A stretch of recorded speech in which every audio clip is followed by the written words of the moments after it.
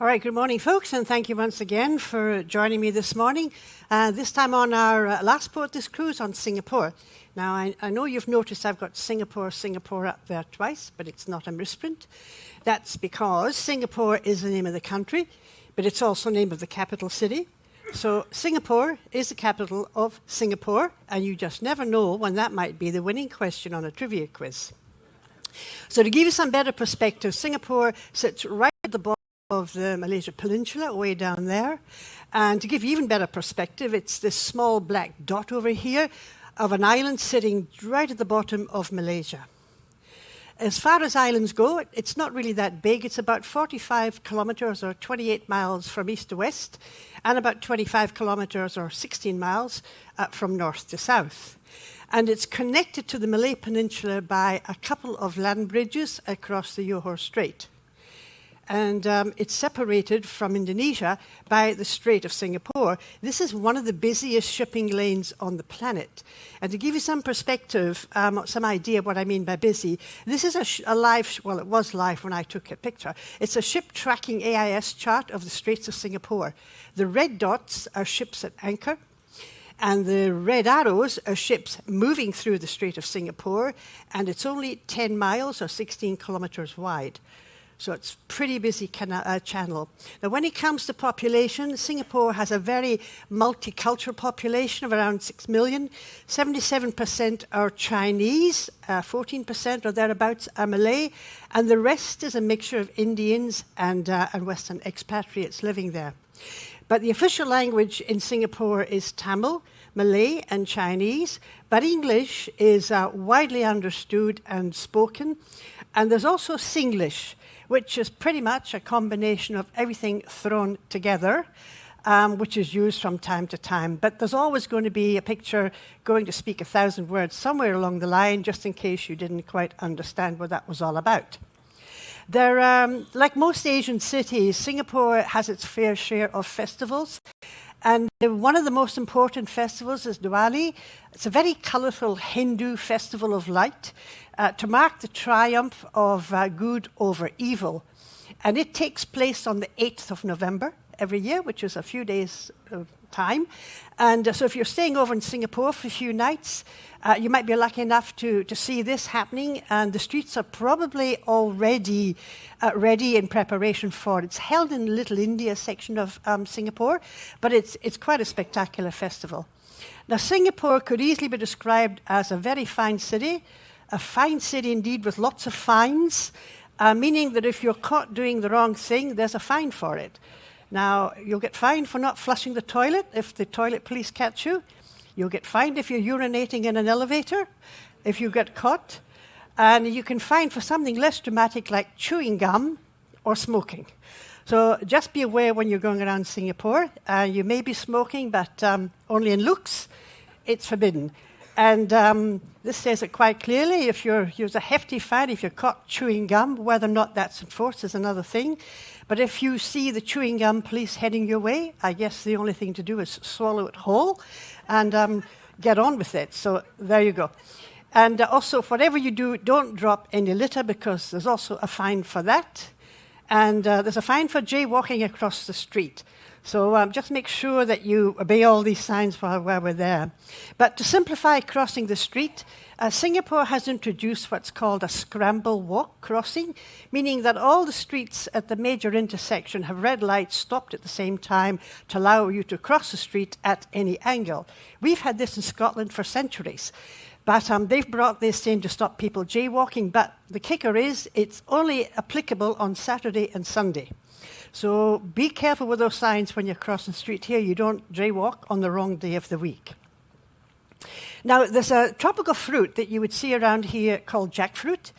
And it's very popular. And when it's cut open, it's an unusual appearance with quite big seeds in it. And it's quite chunky pieces of fruit. It's quite popular around here. You'll see it growing. It's quite a massive fruit. And those of us who were I was on the Mekong Delta tour with some of you, and we had some samples of this. And it was very favorable feedback we got on this. And some of us went back for second helpings, some even third helpings. But there's another fruit here in Asia, particularly in Singapore, that sometimes gets mixed up with jackfruit, and that's a completely different ballgame altogether. That's the infamous or notorious durian fruit. And if you're not familiar with that, let me enlighten you. Durian is notoriously known throughout Asia as the king of smelly fruit. And you will certainly know what I mean if someone starts to open a durian fruit within about 50 kilometers of you. And all I can suggest is that you run like hell for the hills and get away as far as possible. Because the stench of an open durian fruit has been known to bring a grown man to his knees. And the best way to describe it, the smell of the durian fruit, is that it's similar to meat that's been left out rotting in the sun for far too long. And the supermarkets are only allowed to sell the cut flesh fruit of the durian in hermetically sealed packages. You can't sell it anywhere. But clearly not everybody finds the odor of the durian fruit repulsive. But connoisseurs of that fruit will tell you it tastes like a cross between a custard apple and almonds. Whatever. It certainly doesn't taste like that to me. And the only way, ironically, to get the stench off your fingers is to rub them with the large seed from that durian fruit. But it's carrying durian fruit into the subway is considered a crime on the scale with carrying flammable goods. And you'll see signs there, no durians. You're not allowed to take them into hotel receptions or hotels at all. In fact, you're not allowed to take that durian fruit if it's been opened. So, and look at this one here. This Bavarian post office had to be evacuated because of a smell coming from a package that had cut durian fruit in it. And then this one gets even worse when the entire town had to be evacuated. They thought it was a toxic gas leak. Somebody had opened up a durian fruit. Now, I was on a tour a couple of years ago with some of the passengers, and we saw durian ice cream, and they made me buy some so that we could all try it, which we did. And I can tell you, in no way does it taste like a cross between custard apple and almond. Absolutely not. And for a while there, we thought the toilet on the bus had backed up. That is how bad it is. But if you're game and you're a thrill seeker, by all means, try it out. So, welcome to Singapore. Singapore is locally, as it's known locally, which translates to the Lion City. And of course, there's a legend behind how it got its name. So a little bit behind Singapore. Legend has it that a long time ago, a Sumatran prince who was visiting the island suddenly came across a strange animal that looked like half lion and half a fish. So he took this as a good omen, as you would, and he decided to build a village on the exact spot where he had seen this unusual creature. And this half lion, half fish is called the merlion, or as you're probably aware, and it's the unmistakable icon of Singapore, and everybody can do this and get one of these classic pictures. It's also one of the most photographed structures on the island. Now, just fast-forwarding a little bit, Singapore's modern history really started with the arrival of Sir Thomas Stamford Raffles, English bloke. He was in the area on behalf of the British East India Company, and when he stepped ashore into the mud of a fairly nondescript little fishing village, as it was at the time, he described it as being nothing more than a sparsely populated, tiger-infested malarial swamp. So he looked at it and thought to himself, I can do something with this sparsely populated, tiger-infested malarial swamp. And he was also a true believer in the benevolent force of the British Empire.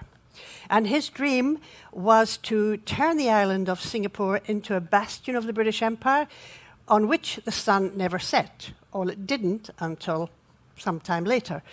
But he issued directions to the chief British representatives who were out there as to how he wanted the city to look and operate, and effectively laying the foundations that would turn this sparsely populated, tiger-infested malarial swamp into the dynamic powerhouse of the city, of the country that is Singapore today.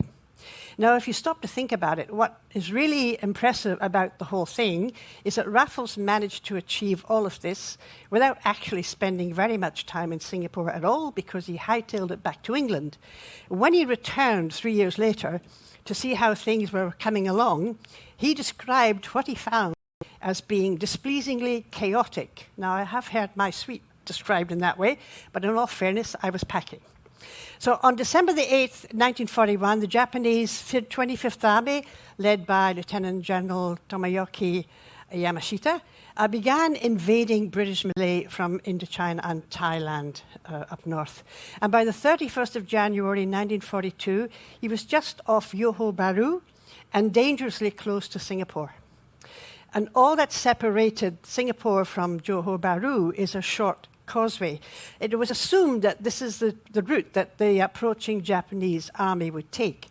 And it was also assumed that Singapore could offer strong resistance to this approaching Japanese, both of which assumptions turned out to be quite wrong. So Lieutenant General Arthur Percival of the British Army decided to foil the Japanese by destroying the causeway. But he gravely misjudged the Japanese intention because they hadn't planned to come by the causeway at all. And on the 8th of February, the first Japanese landings began on Singapore's northwest coast, and the situation went from bad to worse quite quickly. And the great man himself, Prime Minister Winston Churchill, was briefed on the situation, and he wasn't too concerned because he figured the Brits outnumbered the Japanese by about 85,000 to around 36,000. And his message was simply that Singapore was to hold out at all costs and that surrendering was never going to be a consideration in any way at all. First, the Japanese attacked the Alexandria Hospital and they massacred about 200 patients and staff. And then in the early hours of the morning of February 15, they broke through Percival's lines. And then it seemed clear Percival maybe didn't get the memo about holding out at all costs, but and about absolutely not surrendering Singapore under any circumstances. Or perhaps Churchill wasn't briefed that rations in the British camp were running quite low, and that the petrol for military vehicles was all but exhausted, and anti-aircraft guns were almost out of ammunition. So Percival gave his officers the two options to consider: an immediate strike at Bukit Timah to regain supplies and water, or the unthinkable option of surrendering Singapore to the Japanese. Because his officers felt a counterattack was not possible, they advised him to do the unthinkable. And after a somewhat heated argument with his commanders, and out of any other options, Percival sat down with the Japanese commander, Yamashita, to discuss terms of surrender. And with just a few strokes of a pen, this formal surrender of Singapore was completed shortly after 5:15 that evening. And by 10 o'clock, it was all over. And the glory days of the mighty British Empire had come to an abrupt and unimaginable end. And the battle for Singapore had lasted just under a week, from the 8th to the 15th of February. Post-war analysis, as you're probably all aware, has since shown that a counterattack might actually have worked, because what no one knew at the time was, although the Japanese campaign to date had been successful, their artillery was also a few hours short of running out of ammunition as well.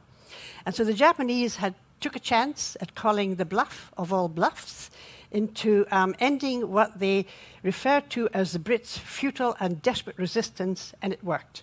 One of probably the biggest bluffs of all time.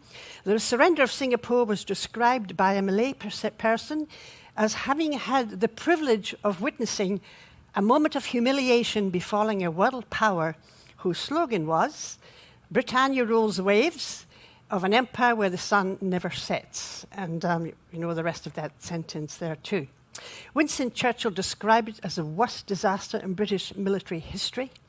But the surrender of Singapore wasn't the end of it. It was just the beginning of the hell that was to come. The surrender of Singapore to the Japanese thrust Singapore into years of Japanese occupation. Around 80,000 British, Indian, and Australian troops based in Singapore at the time immediately became Japanese prisoners of war.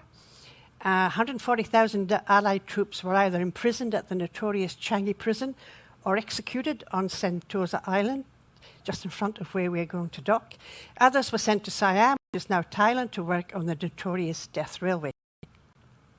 The years under the Japanese rule became known as the Siaran years, and the darkest period in Singapore's history. All the clocks in Singapore were set to Tokyo time. Singapore's currency was replaced with a new currency, and Singaporeans were forced to learn and communicate in Japanese, all of which was done with a view to pretty much wiping Singapore off the map. All anybody living in those times could hope for was to at least survive these years long enough to tell the tale. I'm forwarding a little bit more. So with Japanese surrender in 1945, Singapore defaulted back to British control. But a significantly better alternative to Japanese occupation, at least you would think so. But that's not how the Singaporeans felt about it. They had lost faith in the British Empire that had failed them and pretty much thrown them to the wolves, sort of thing. In 1954, Singapore's road to independence began, and the secretary was Lee Kuan Yew, a third-generation Cambridge-educated lawyer. 5 years later, he led the party to victory, becoming Singapore's first prime minister, and I think Mark's going to touch on this a bit later today.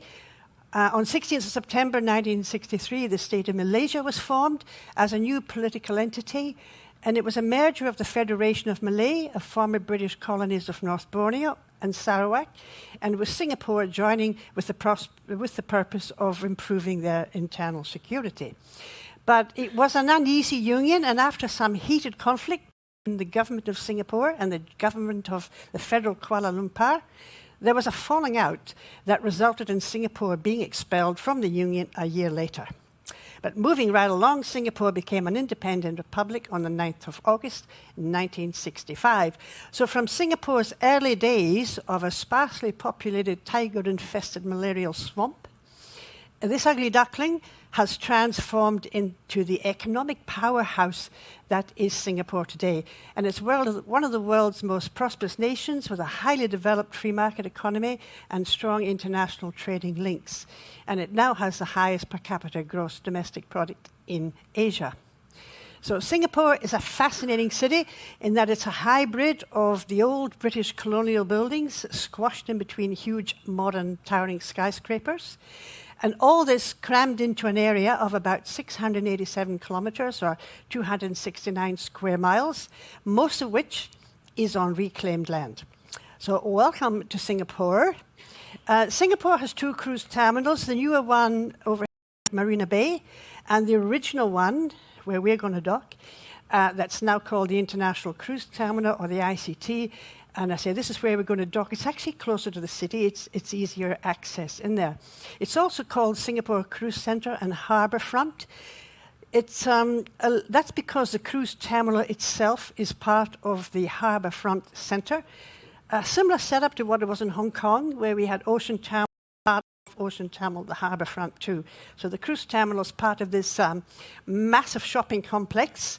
For those of you who are staying on during the next cruise, that's right in front of you out there.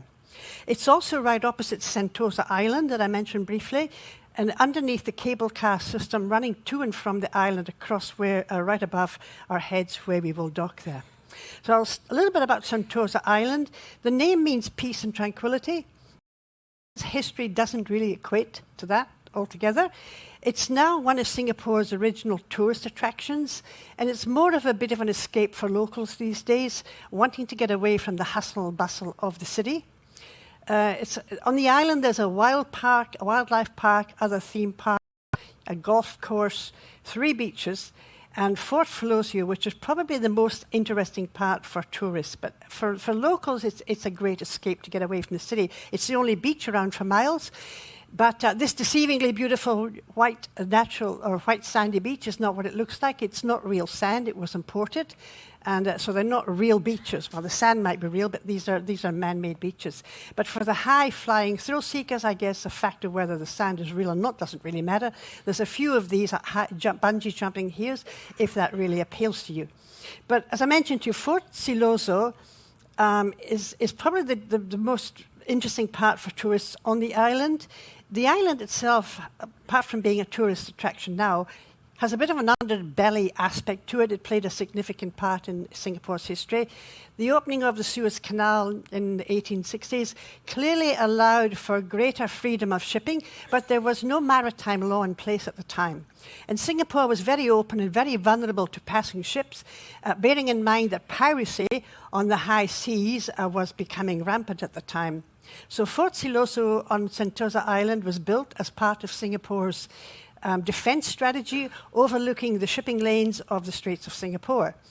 And during World War II, the guns at Fort Siloso were all positioned facing out to sea, again under the assumption that any invasion, whether from pirates or the enemy or in general, would come via the strait. The several coastal artillery gun platforms were all manned by both the British Royal Artillery and the locally formed Singaporean Artillery Corps.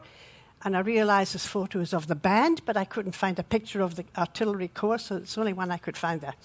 But as we know, the advancing Japanese army approached Singapore overland from Malaya, not via the strait, had been the assumption. During the Japanese occupation of Singapore, Japanese used the fort as a small prisoner of war camp.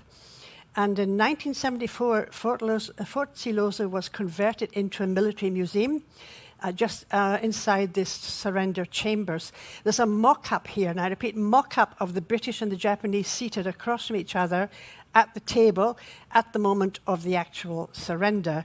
The real table where this happened is at a museum I'm going to mention in a moment, at the Ford Factory Museum.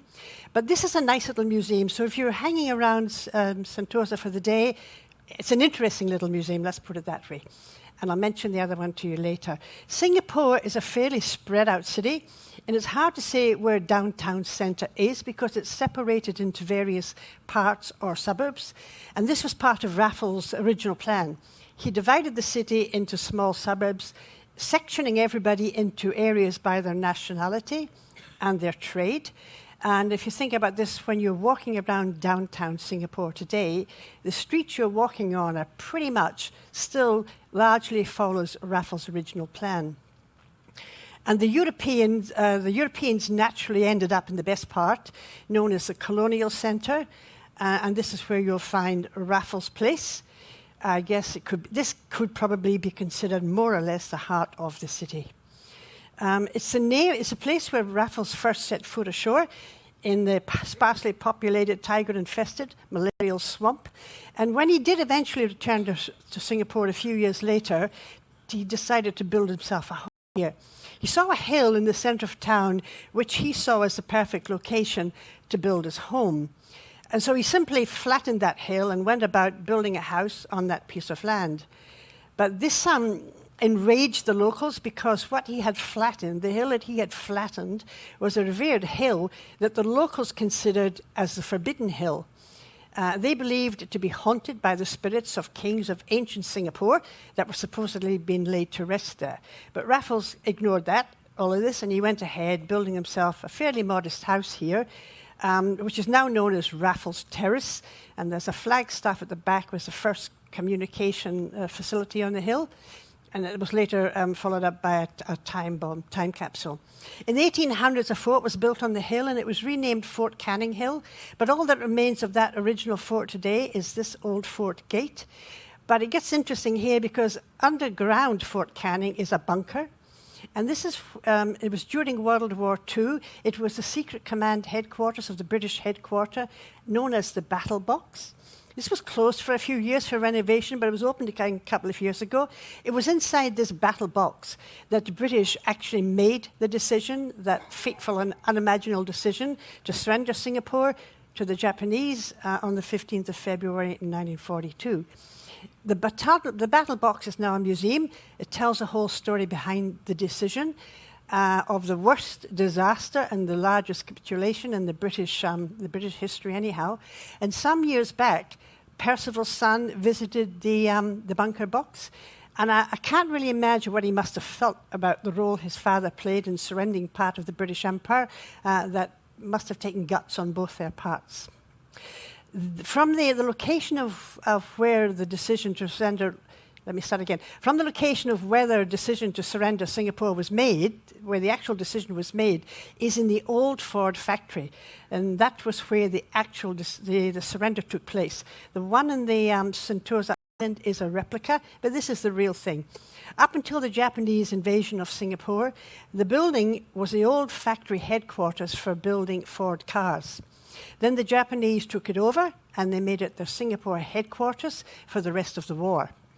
And it was here, at this very desk, in this very spot, that the unimaginable event happened. And this is what changed history, or certainly changed a significant part of the war. This is the place it happened. And this is quite a famous painting of the British troops trudging along the road to the Ford factory, carrying the white flag of surrender. And there's a little there's a little video clip, little black and white clip in the museum. Now, this is a still from it. This is where it all became too much for the guy on the left carrying the surrender flag. And the photo would capture the exact moment that he throws the flag over his shoulder. And you can see his commanding officer there turning very quickly to turn down abruptly to him to pick it up again and walk on with dignity. And there's a little film in that museum. The museum focuses on the fall of Singapore, obviously, and life under Japanese occupation. And the exhibits are obviously from the Singaporeans' perspective, but they're not that far wrong, on how their lives changed from that moment onwards. There's a section on the Siam years that I mentioned that deals with the brutal reality of life between 1942 and 1945. And the last zone discusses the aftermath of the war. So if you're in any way interested in this part of Singapore's history, this is a little worthwhile museum. And at the entrance are the statues of the two key figures involved in that surrender, the Japanese and the British. Definitely a fascinating museum if you're in any interest whatsoever. And before I move on to the non-surrender attractions in Singapore, I'll finish this trio of views with Changi Chapel. After the surrender of Singapore, many Australian and British prisoners of war were interred in the infamous Changi prison. And the prisoners were given permission to build a chapel in the prisoner of war camp from bits and pieces of items they found or pinched or stole or whatever. At the end of the war, the chapel was dismantled and relocated to Australia, where it's reassembled in the grounds of the Royal Military College of Duntroon in Canberra. But there's a replica of this chapel here that now stands on the spot where the original chapel stood. And it was closed for a couple of years here, reopened again in 2021 after 3 years of renovation, and it's now got a little museum in there as well. It's very well set out in here. And it tells the story of the prisoners of war, obviously, and the civilians interred in that Changi prison at the time. It sort of bases on the creativity of the prisoners and the hardship and adversity that they endured. If you're familiar with the famous or Changi murals, they were originally painted on the walls of the now ruins, which was the old hospital. The museum has copies of these scenes that were painted on the hospital walls by Bombardier Stanley Warren. He painted them to help lift the spirits of the prisoners in the hospital at the time. They're religious paintings from scenes from the Nativity, the Last Supper, and so on, the crucifixion all the way through. But they are quite famous, and if you're Australian, may mean a lot more to you. And so, as I said to you, they are replicas of the originals. The originals are now in storage in Changi Air Base, and they're not open to the public. Raffles Hotel, a change of pace, is the classic icon of Singapore. Comes to mind when most people think of Singapore. The hotel was built in 1887 by 4 American immigrant brothers, the Sarkey brothers. And back in the days when Singapore was known as the crossroads of the East and the West, and Raffles was the favourite retreat of writers and movie stars and other celebrities passing through the area. It was originally built as a 10-room colonial mansion with new wings added continually. Today, it's this timeless icon of Singapore, one of the most popular places visited in the city. Or more to the point, Long Bar is probably one of the most visited icons in Singapore. It was closed for a couple of years as well, but it's reopened again. And it was in here in 1915 that the bartender Tony Boom came up with the idea of the Singapore sling. And I know Bill Lockie has a bit of an anecdote story about how this all came about this afternoon, so I'll leave that to him. I just hope that bartender Tony Boom had the foresight to patent his Singapore sling, because it will set you back around about, the last time I looked here, about $22, $25, $30 or something for a glass. It's about 22, 25 sterling. But you do get a bag of free peanuts. And if you want to keep the glass, it'll set you back another thing. You won't get much change out of US 50. But it's quite famous. The Long Bar's other claim to fame and history is that it's that incident where a tiger wandered into the bar. and entered immortality when it was shot under this billiard table, making it the last tiger shot in Singapore, which may or may not have been much consolation to the tiger. But if you want to visit Raffles, there's a little gift shop in there. If you're still looking for that gift to take back to your neighbour that's been looking after your cat, you can get little replicas of that tiger in there as well.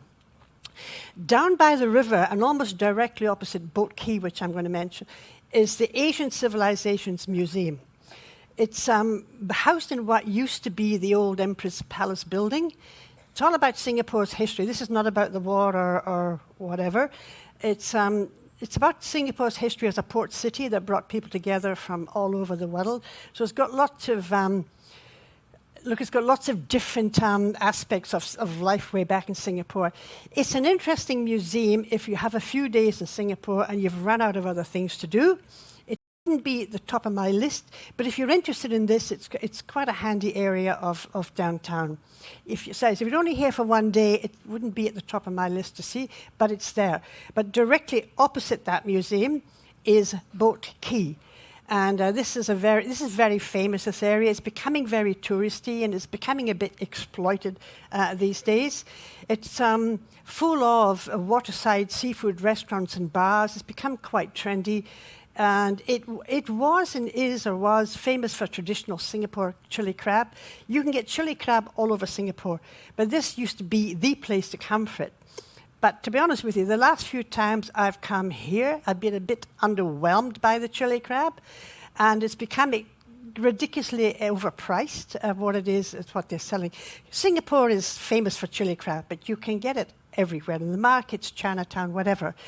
But some of the hawker stalls in Chinatown is good as well.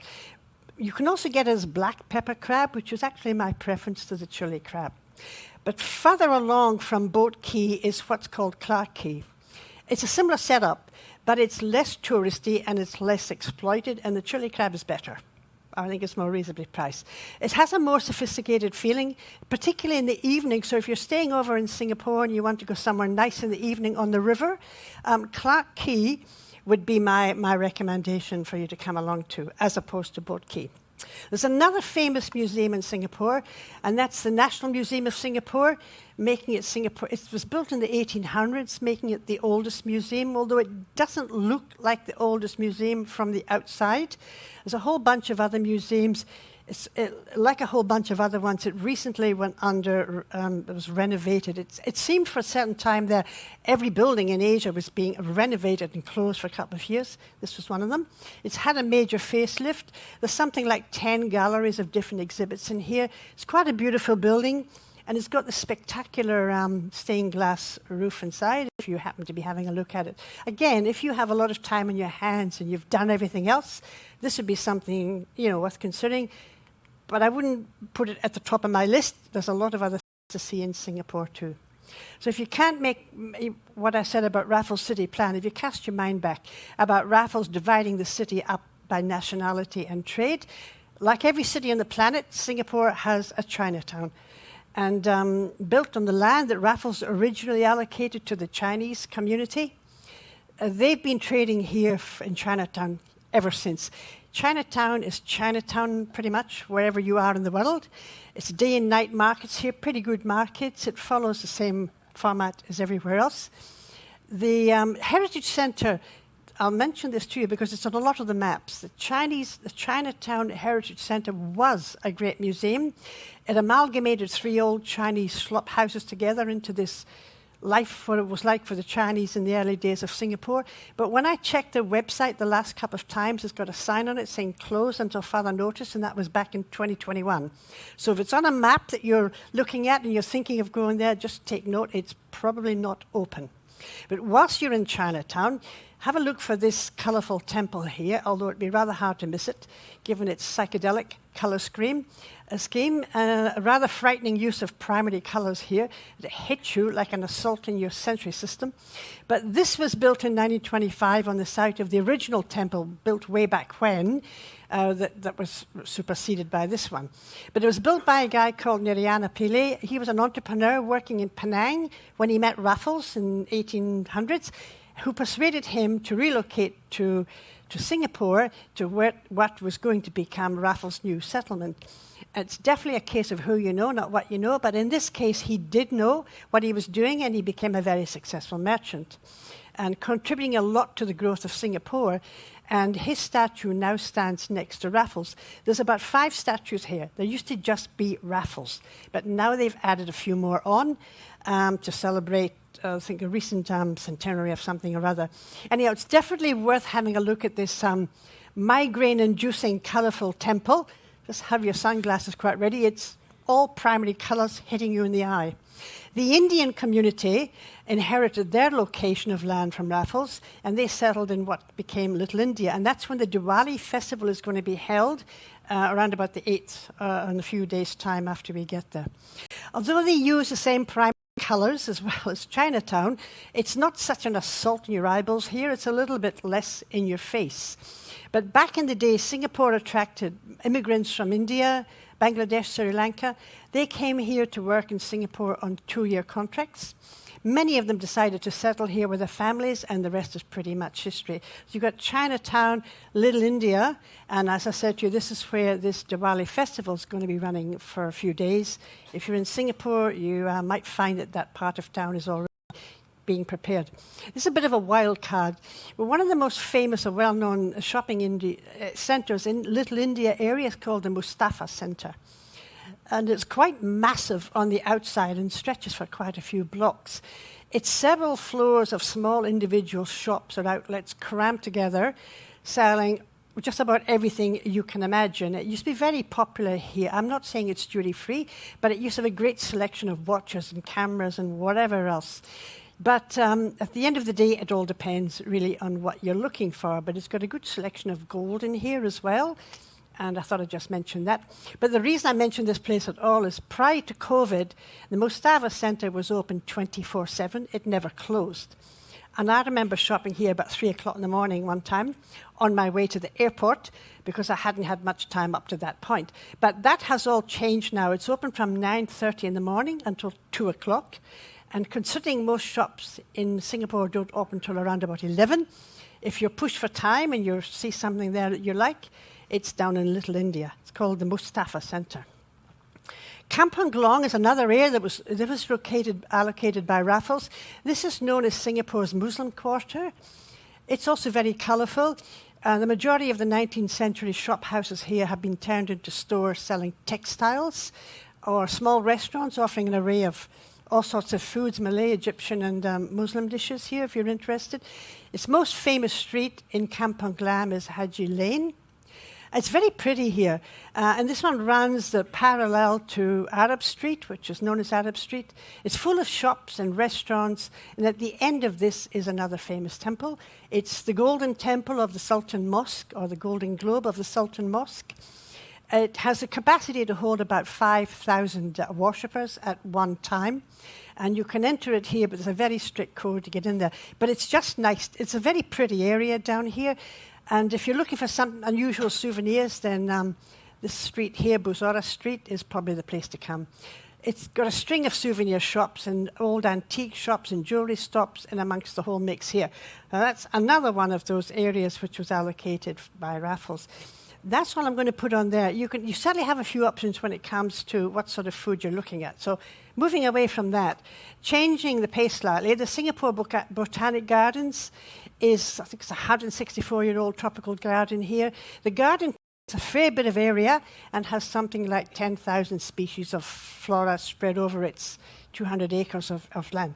It's very big, and I'm rather not horticulturally inclined, but if you are, there's certainly plenty to see and do, and it's very famous. The gardens are open from 5 until about midnight every day, and it's free entry in here, with the exception of the National Orchid Garden, which has an entrance fee.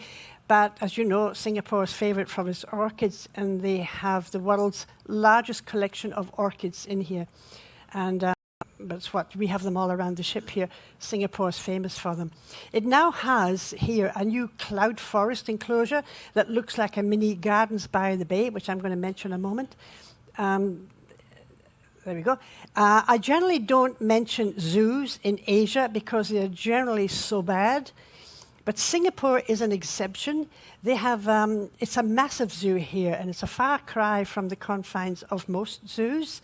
There's all sorts of critters in here, like this sloth that lives upside down in the forest and is said to be the world's slowest animal. There's a couple of majestic white tigers in here. It's said to have the world's largest primate collection. And here's a little bit different. If seeing a proboscis monkey is a bullet point on your bucket list, then you'll find it here. It seems that the bigger the male's nose is, the more attractive he is to females. And I read that the noses can grow so big that they have to push them aside in order to feed. I had breed down. I had to change that. I made a mistake. In order to feed. And I'm going to leave it at that one there. But these are in there too. Now, this zoo is massive. It's a few kilometers. But there is a tram or a train will take you around there. So if you've been to Singapore and you've done it all, it is a good option. Now, it is, as I said to you, there's two cruise terminals here, one at Marina Bay and the other one at where we are going to dock. Marina Bay itself is further away. Well, it's not that far away, but it's towards the other end of the city. It's one of the most popular attractions of Singapore as well, around this whole area.